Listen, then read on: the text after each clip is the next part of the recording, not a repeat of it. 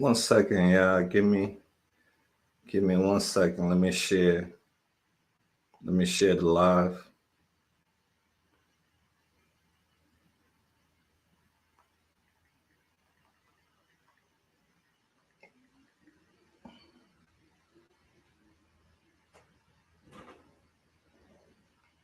My bad, yeah.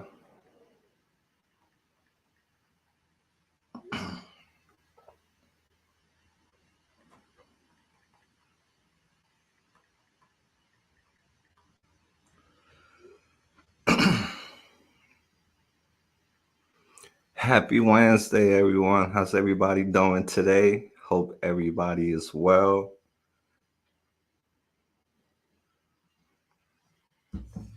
I'll wait till some more people come in. Then we'll get right into it. What's up, y'all? Can y'all hear me? Let me know if y'all can hear me. I have a breaking news. Anytime I get some breaking news, I'm gonna go live. So can you guys hear me? I gotta get that mic check 1 2 1 2 first before I get loud and clear. Okay, thanks a lot, guys. Hey, Rocky Row in the house. Our girl Rochelle is gonna be doing her first co-hosting this Sunday. So I want you guys to show up 6 p.m. Let's give her some support. She's a mother, a friend, a daughter. It goes on, right? And it's good that we're connecting, getting to know, you know, each person and their story. No matter how bad the story is, it needs to be told because everybody's story matters.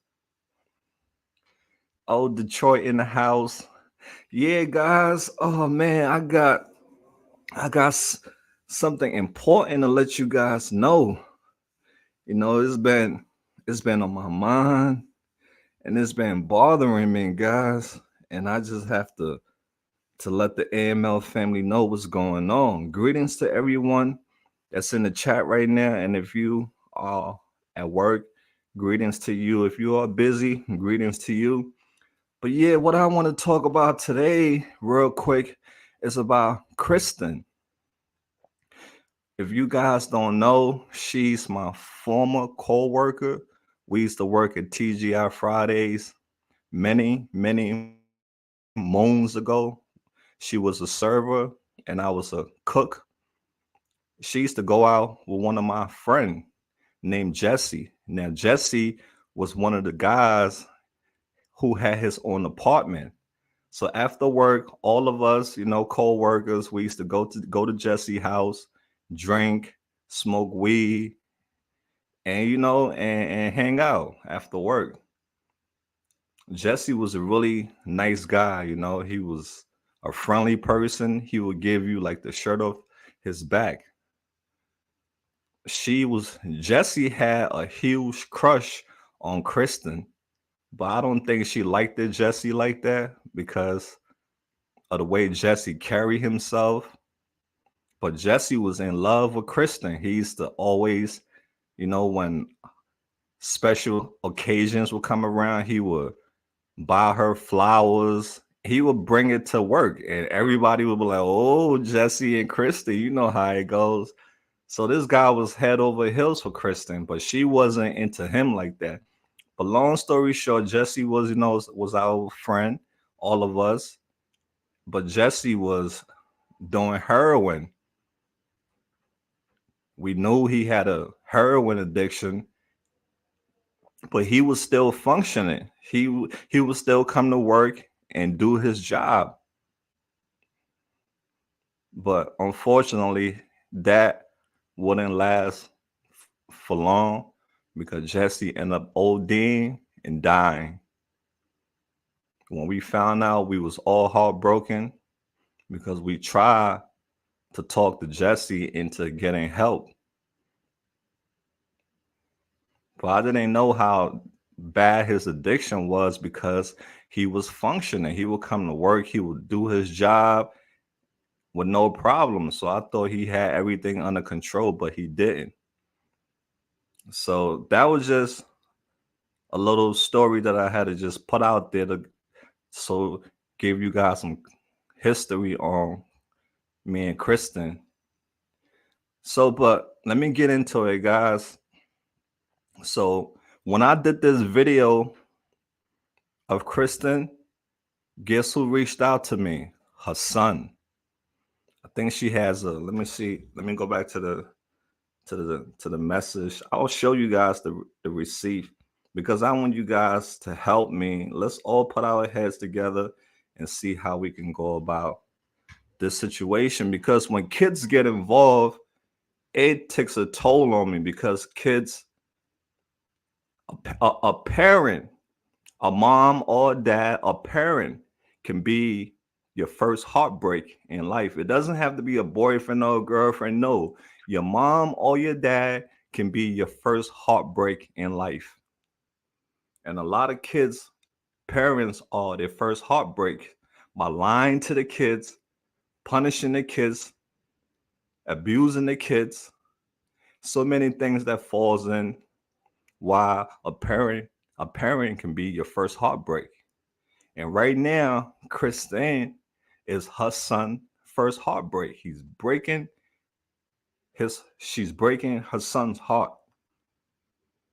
Let me see how old he is. He's 14 years old. Yes, thanks, guys. Thanks. Rest in peace to Jesse. Rest in peace to all our other brothers and sisters who were all shining stars, but they couldn't beat their demons in time, and the demons took them away. And to our brothers and sisters who are struggling, I beg you, please, to get help. Please get help, guys, because eventually you're gonna die, and that's just the God honest truth. This takes everything away from you. Everything that you love, it take it away from you. And when you die, your kids also die inside of them. Your family, your loved ones, when you die, a part of them die also too. So I'm begging whoever is struggling using, please try to get help before you lose everything. Your life can change within 6 months to a year. You can be living a beautiful life if you just stop using drugs. So let me get into this real quick with Kristen.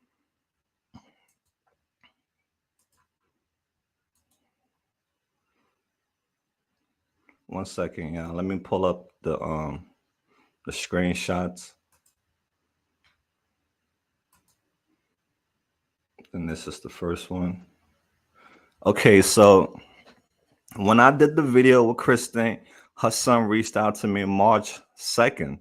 He was like, "Hi, my mother was Kristen that you interview." One second, guys. He said, "Hi, my mother was Kristen that you interview. Can you please reach back to me? I want to ask some questions.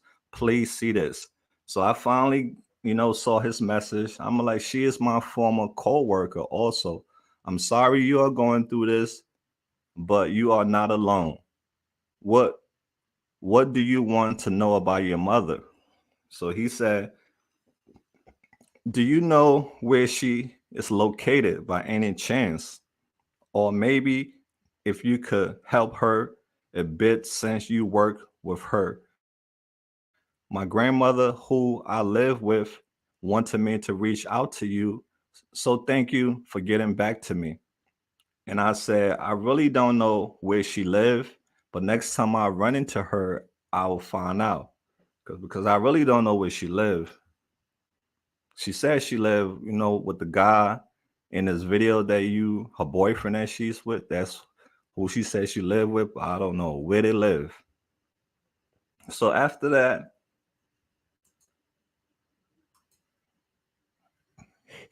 so he messaged me back after I told him to say if I run into her, I will let him know. He messaged me Sunday. He said, "I just wanted to let you know that I got to see my mother today for the first time in 4 years. She was at Temple Hospital because of shooting whatever in her arm. She had to go there, but she was very excited to see me, and she has plans to go to a rehab as soon as she gets out. When I heard that, I jumped for joy, guys. I jumped for joy. I was so happy that he got in contact with his mom after 4 years, and she had a wake up call seeing her son. So I said, thank you so much for the update. I really pray she goes to rehab. Please, if she needs anything or you need something, please let me know. So I was happy. Everything was good until Monday. He sent me a message, but I didn't see this message until today. He said, unfortunately, she left the hospital. So if you see her around, please let her know that she needs to go away. You might not recognize her because her hair was burned off by her ex-boyfriend's girlfriend. I said, oh man, I'm so sorry to hear that. Stay strong. That's all I could say to the young man for now. One second, guys.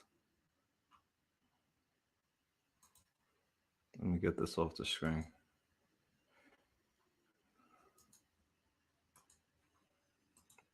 So I don't know if it was this guy that she's in the video with, if that's his ex-girlfriend that the boy is talking about.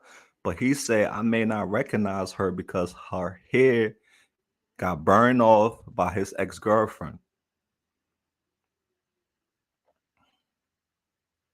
So yeah, Mary. And when I heard that news, when I saw it today, I'm like heartbroken because this little this little kid, a teenager, not seeing his mother in 4 years, and he finally got to see her, and he was so excited. And she told him that she was going to go to rehab, and look what happened. AMA. If you don't know what AMA is, it's leaving the hospital against medical advice. That's AMA. And a lot of people in addiction to leave the hospital because they're getting sick. They starting to go through the withdrawal because the doctors do not have proper things to treat xylazine. They don't have the medication to treat that, and as the result, these people, they can have their hands hanging off the bone. They will leave the hospital just to go get well. That's how serious it is. And she did the same thing, left the hospital. So this is a very tough situation, and I just had to let you guys know. Do you guys have any advice, any recommendation? What should I tell the 14-year-old boy? Because he don't deserve to be going through this. This is really tough, and when kids are involved, it like it touched me a lot because they don't deserve to be going through this heartache.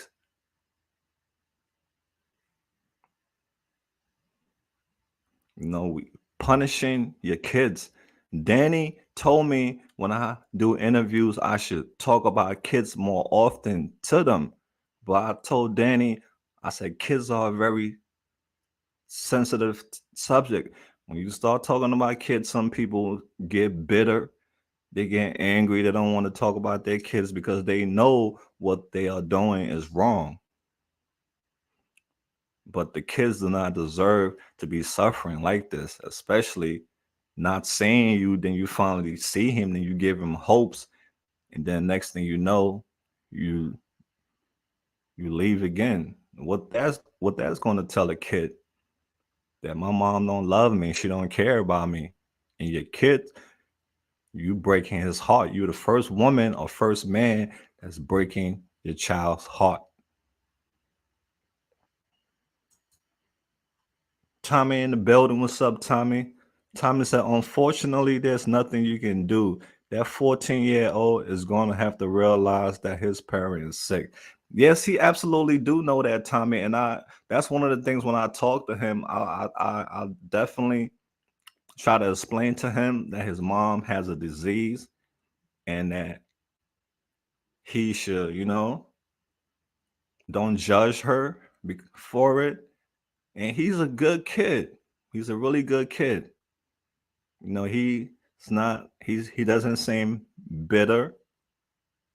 He just wants his mommy back.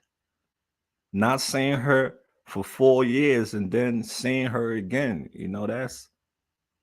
that's tough for a kid because us boys, we mommy's boy.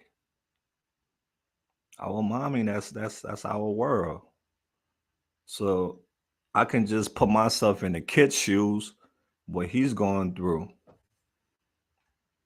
So you absolutely have a point, and you that's all facts, Tommy. It's facts. Her son must be devastated. Tell him she has an illness and to pray for her.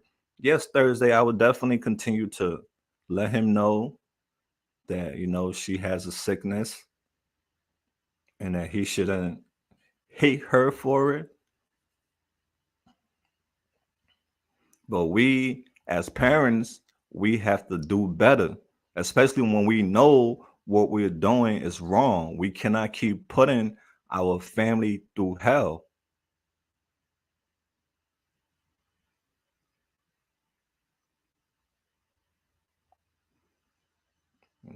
We can't keep putting people through hell, especially if we tell them. My thing is, I like for people to be honest. If you know you're not ready to quit, be honest. Say I'm not ready yet. And I have heard people tell me that they're not ready for help yet. And what do we go? We can't drag nobody who's not ready. But I respect you when you tell me say you're not ready. Then for you to tell me say, yeah, I'm gonna do it. I'm gonna, and then you don't do it. Just be, and that's one thing we as individual we have to be honest with ourselves. That's one of the main thing in life. We have to be honest with ourselves.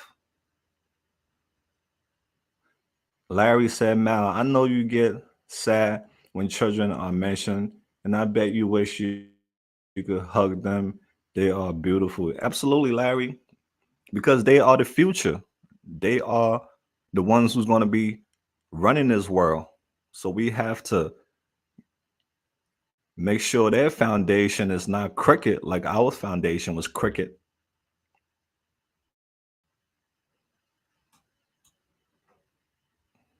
And I'm glad the young man, is educated on addiction because I told him, said, you see how powerful drugs is and you see what it's doing.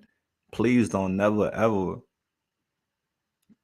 get yourself involved with drugs. No matter what peer pressure comes your way, don't do it because this is where it's gonna lead you down. And he knows how powerful drugs is and how dangerous it is. But I'm just gonna, when I do interviews, I have to tell people, listen, if you got a child, that child inside, that child is dying inside slowly because of you. You just don't, you may not realize that, but if you die, a part of them die also too. You gotta fight. You gotta fight those inner demons. We gotta fight them, no matter how powerful they are. We got to fight them. And some of us, we create these demons. We create the demons that's inside of us. We create them and we feed into them.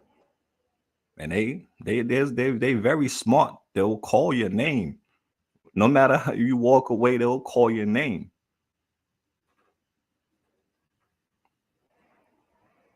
It's so many people we have lost on this channel and in life, period. People have buried so many relatives, so many friends. People have buried people that they love, and parents burying their children. the worst thing that a parent can do is carry the coffin of their child.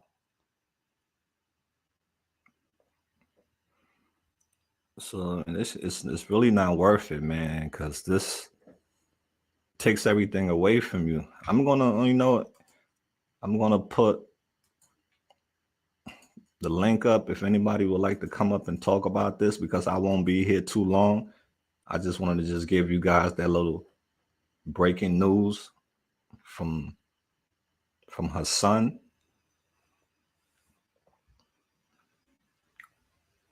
This you see how powerful it is. It takes everything away from you. To take your kids away from you. To take your job, your car, your house. It puts you on the streets.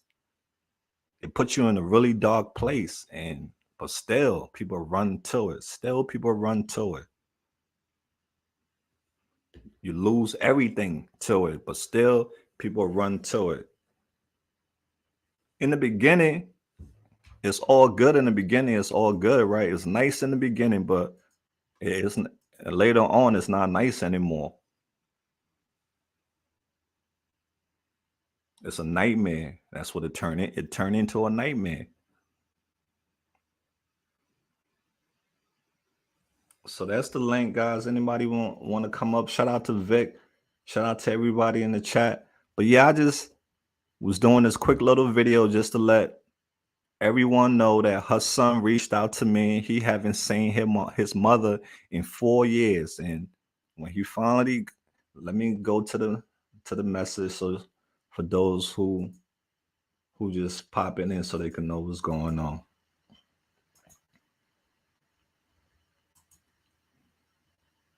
Okay, what am I putting up? I'm all over the place again with it. 1 second, let me get this off. If you're just tuning in just now, Kristen, my former co-worker, her son reached out to me after seeing his mother on my channel, and he hasn't seen his mother in 4 years. So this was the message that he sent me. He said, "Hi, my mother was Kristen that you interviewed. Can you please reach back to me? I want to ask some questions." So I say, "Okay, she is my former co-worker. I'm sorry you are going through this, but you are not alone. What do you want to know about your mother?" He said, "Do you know where she is located by any chance? Or maybe you can help her a bit since you work with her. My grandmother, who I live with, wanted me to reach out to you. So thank you for getting back to me." And then this was the last message we sent each other. He said, "I just wanted to let you know that I got to see my mother today for the first time in 4 years. She was at Temple Hospital because of shooting whatever in her arm. She had to go there, but she was very excited to see me, and she has plans to go to rehab as soon as she gets out." And when I heard that, I jumped for joy, seeing people get sober so beautiful. And that's, I would sound my trumpet when that happened. But then he messaged me back. He said, "Unfortunately, she left the hospital. So if you see her around, please let her know that she needs to go away. You might not recognize her because her hair was burned off by her ex-boyfriend, girlfriend. So I don't know how she's gonna look when I see her, but I guarantee you, if her hair got burned off, and females, your hair is, it's like your crown, and if that hair got burned off, I can imagine how traumatizing the state that she's in right now. I hope I run into her when I go out there. But yeah, if the drugs don't get you, the lifestyle is going to get you. You can't escape. They go hand in hand, drugs or the lifestyle. It's dangerous out there on them streets. You walking in that dark environment with bullets ringing, going in each and every direction, cars driving by, people are high, nodding off behind the wheels and crashing into people, crashing into other cars crashing into buildings. This is a very toxic environment, Kensington. It's a combat zone. So you're in a combat zone, and the addiction overrides safety because it play tricks with your brain. I lost so many friends. And if you're doing crack and Fetty, you got two two horrible demons. Now you got a physical demon and a mental demon to fight. So you have to people, places, and things. You got to get rid of all those contacts you got, all those phone numbers you got of people who do the same thing you do. You got to get rid of all of that. You got to lose connection to. Let me see. There's a thing that I shared the other day, just about this also too. I'm gonna read it to you guys because that's the only way you'll free yourself from the demons. You have to disconnect from people, places, and things. I don't care how long you knew a person, how friendly they were to you, but if they were a part in your life where it was a dark place and they was there with you and they still are part of that dark process, you have to let them go. Okay, so it's like this, right? To find peace, sometimes you have to be willing to lose your connection with the people, places, and things that create all the noise in your life. Let me repeat that one more time. To find peace, sometimes you have to be willing to lose your connection with the people, places, and things that create all the noise in your life.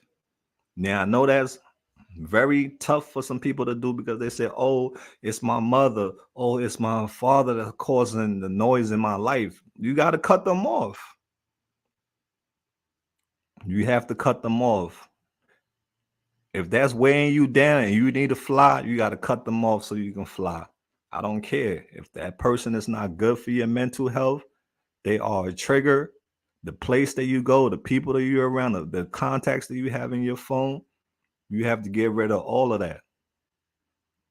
To be honest, you have to get rid of that. That's the only way you're gonna succeed. But so long you still got those numbers, you still talking to those people, it's not gonna work out. You have to be honest with yourself. Especially now, fentanyl will take your life. Cocaine will take your life. Crystal will take your life. Crack will take your life. It's not the same how it was back in the days. People was dying from it, but now it's going to happen. You're going to die from it.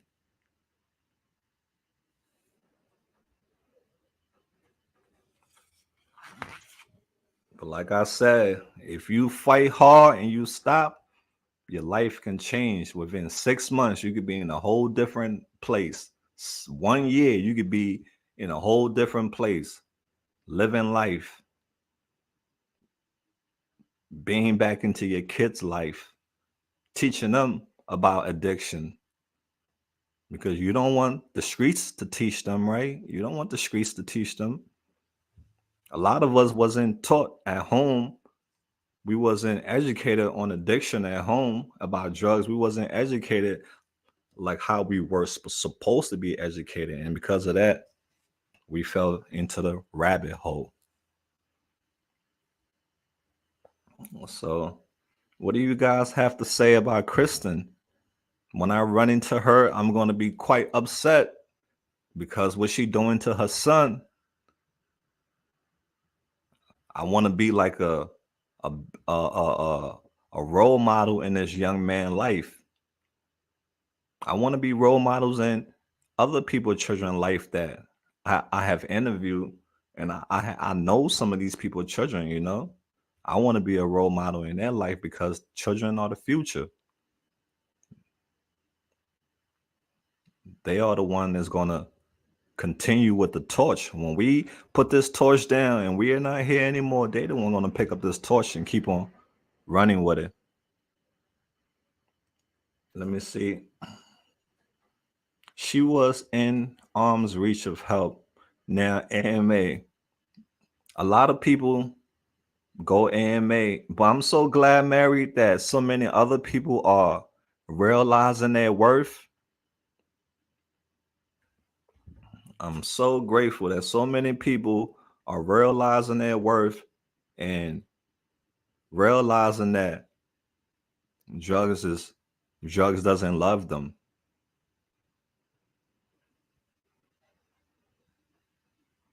right?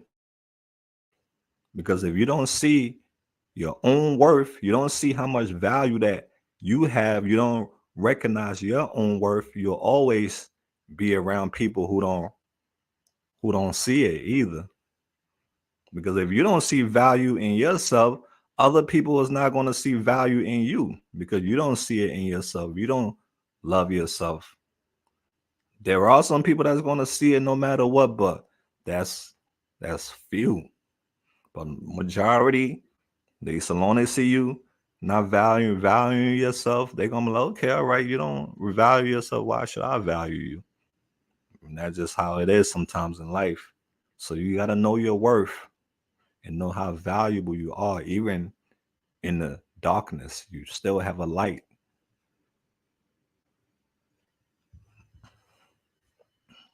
Okay, guys, but this was just I I'm gonna drop the link if anyone want to come up and talk about this.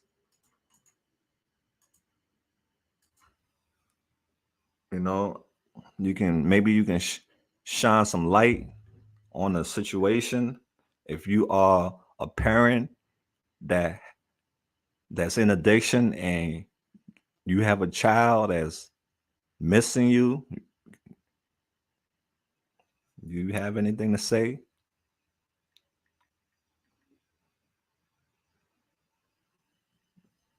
But we'll keep praying for everyone. I'll pray for her just like how I pray for everyone. And if I can't do nothing, I'll give it to God.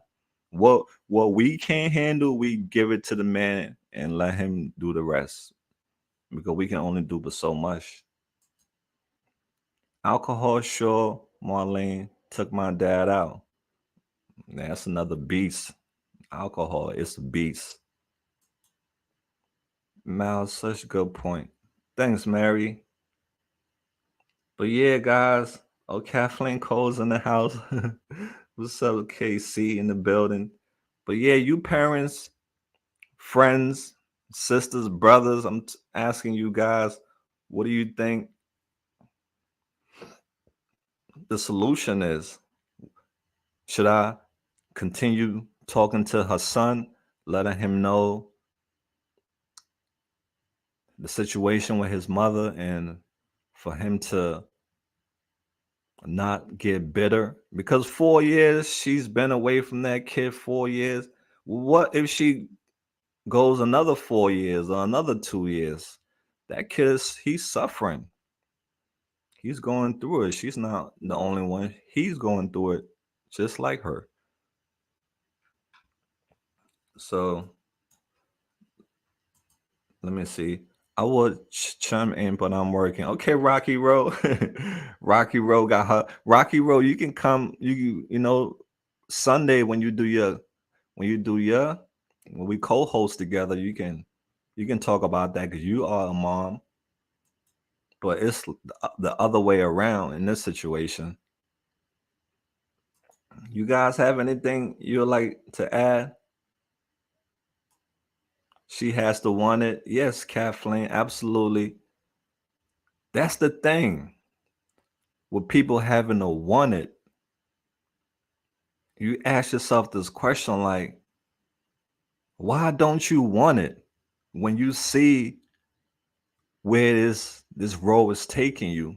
How much further do you have to go to realize that you need to stop now before you're dead? How many incidents is going to happen for you to realize that? you're going to hit a wall, or you're going to fall off that cliff and never come back again. That's what bothers me. Some of us near death experience would shake us up. I'm shooken after a near death experience. After those pills almost killed me, that was enough for me to be like, you know what? I almost died. That was enough for me to turn my life around and be like, I'm never going back to buying pills off the streets and popping them like how I was, because I almost died. And that was a game changer for me. So it makes me like, I understand how physical certain addiction is, but at the same time, at the same time, you still know what you're doing is wrong.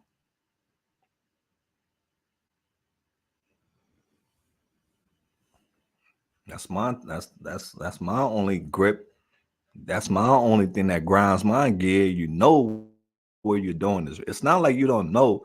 No, you know what you're doing is wrong, but yet that voice keep telling you one more bag, one more pill, or one more this. That voice keeps talking to you, no matter how bad you want to stop. But that voice is so powerful. It talks to you, has control over you.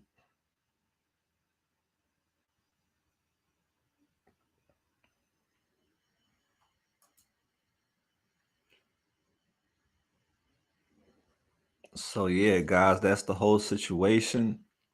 I just want to let you guys know that the kids are going through hell.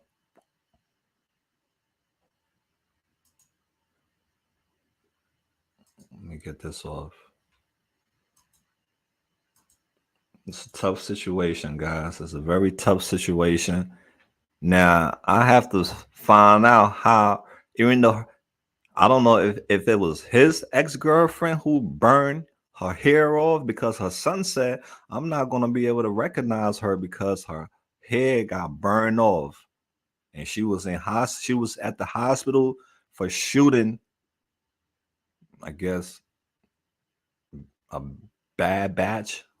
I don't know how the extent of how it went down, but he said she was in there for shooting some things in her arm.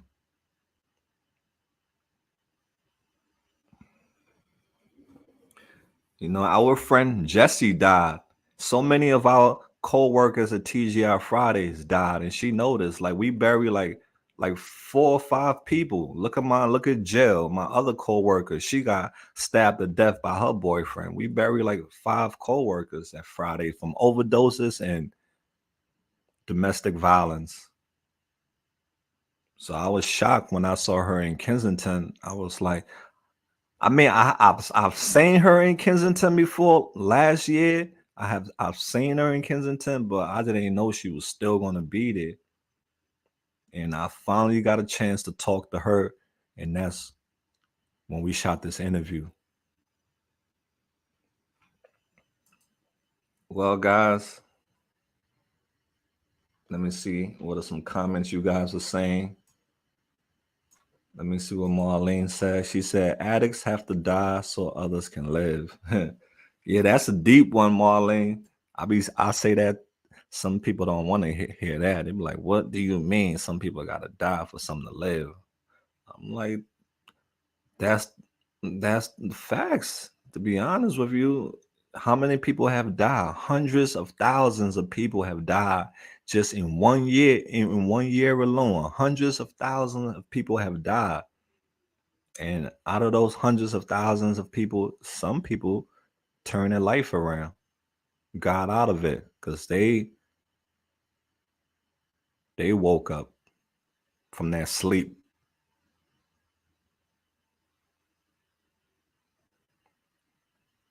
And that's the harsh reality, unfortunately. Yes, people should want to get clean, but sometimes family have to step in and get them admitted to a rehab.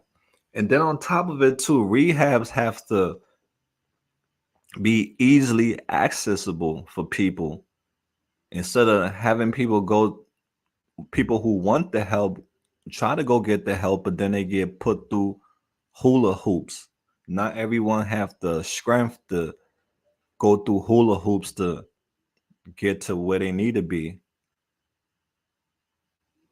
I have seen it firsthand. You go to the crisis center, you tell them, say, you want a bed, they will like sit in the waiting room and you're sitting in there for like 2 hours, 3 hours. They got you sitting in there. It'll go from daylight to nighttime and you still sitting in there. What do you think a person that has an addiction gonna do? The ones who aren't strong enough, they're gonna leave. So things have to be easily accessible for people. That way, when they are ready, they will get detox easily or rehabs easily, then onto a shelter, then permanent housing. But when it's a hula hoop for people, the success rate is going to be really low because not everybody is. I will always say not everybody have that strength. Not everyone is strong. Let me see what you guys are saying. Addicts have to. Okay, all right. I think I read that one. All right, let me go down the line. Yo, shout out to Penn Dizzy. Happy birthday, Penn Dizzy. Guys, let's all stop everything that we're doing right now and say happy birthday to Penn Dizzy. Penn Dizzy, I hope you're having a beautiful birthday. I hope you got a cake. I hope your day is going beautiful, just like the person you are, because you are a phenomenal person. Yes, Penn Dizzy, we have to give our girl her flowers. Come on, guys. Yeah, let it ring. Let the birthday serenade ring for our girl Penn Dizzy. Penn Dizzy, what's your cash app, Penn Dizzy? Put your cash app in the comments. Somebody might be feeling generous to get you some ice cream.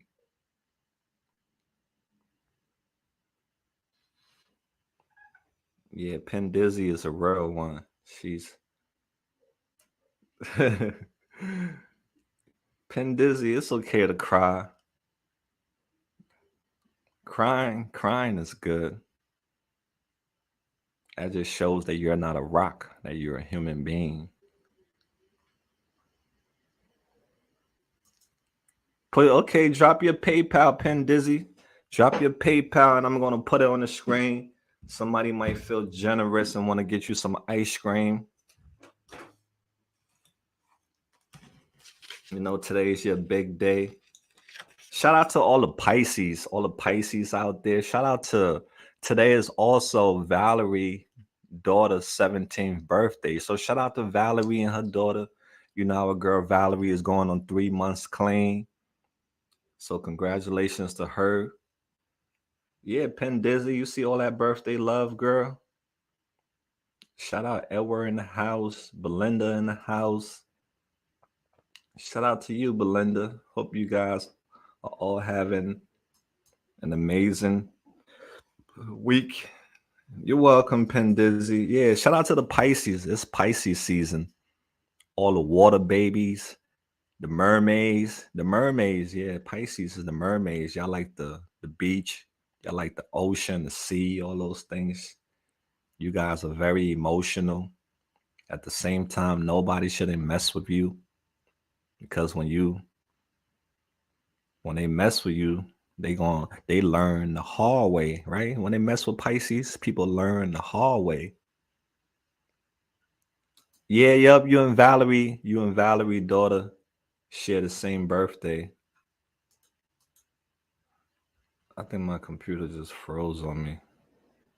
I don't know what's going on. I'm sorry if I got y'all watching a blank screen.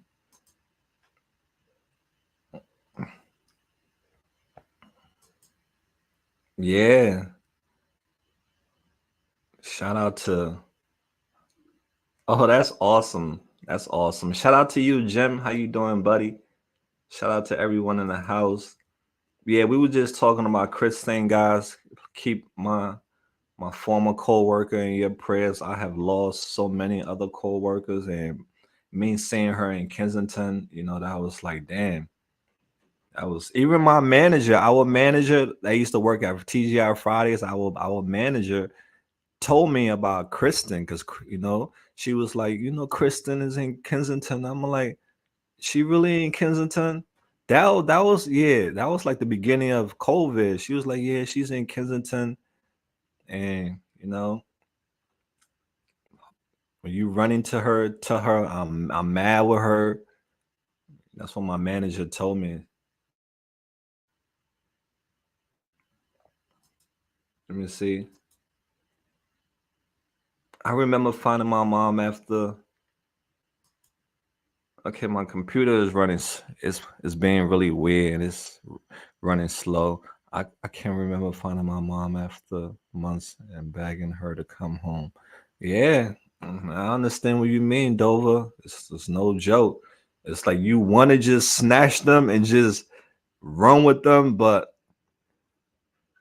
that's one of the hardest thing to do is to try to save somebody out of Kensington, because if they don't want it themselves, you're just wasting your time. That's what Kathleen said. They have to want it themselves, because you'll go on a roller coaster and they still wouldn't be ready. It takes a lot of patience. But for those who are doing it, don't stop. Keep on fighting. Like I said, 6 months could be a whole new you. 1 year could be a whole new you. But if you are using, please stop, because it's gonna take you, where. So, guys, I'm gonna shut down. Thanks to everyone for their time, and any breaking news I have, I'll bring it live. All right. Okay, guys. Enjoy the rest of your day. Peace out.